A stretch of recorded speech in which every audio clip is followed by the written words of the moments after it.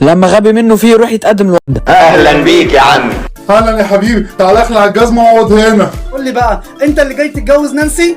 ايوه انا اللي هتجوز ساميه. طب زعل ايه؟ وبعدين اسمها نانسي ما اسمهاش ساميه. بعدين قول لي ايه اللي انت جايبه معاك ده؟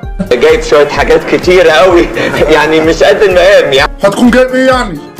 شويه فول سوداني وموز يعني. فول سوداني وموز؟ وانت جاي القرد يا ابني؟ بعدين قول لي اسمك ايه؟ الاسم انا سلطان. قول لي يا سلطان، هتعرف تحميها؟ وهشيلها جوه عيني. طب قول لي انا لو ما وافقتش على الجوازه دي هتعمل ايه؟ انشك في قلبي. سلامة قلبك. قولي لي يا نانسي، ايه رايك في الجوازه دي؟ ما توافق يلا يا بابا، خليني اجيب شربات. اذا كان كده ماشي. طب الف مبروك يا سلطان. مبروك عليكوا انا. بس قول لي، انت عندك شقه؟ لا. طب عندك فلوس حتى؟ لا. امال انت عندك ايه؟ انا عندي صداع.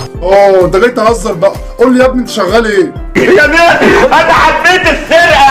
ايه ده؟ يعني انت حرامي؟ مسيري هوصل. يعني انت حرام. خلاص شوف لك واحد غيري بقى تناسبه. حد يعرف حرامي زي ده ويفرط فيه؟ داخل نفسك يا واد انت. وبعدين انا مش هجوز بنتي لواحد حرامي. حرام عليك. ده انت لو عندك عيل في سن كده وعلى وش جواز تسيبه من غير ما يسرق سرقتين يسند بيهم نفسه. انت شغلك عيل اهبل وعاوز تتضرب. طب خد. ايه الغباوه دي؟ بتضربني ليه؟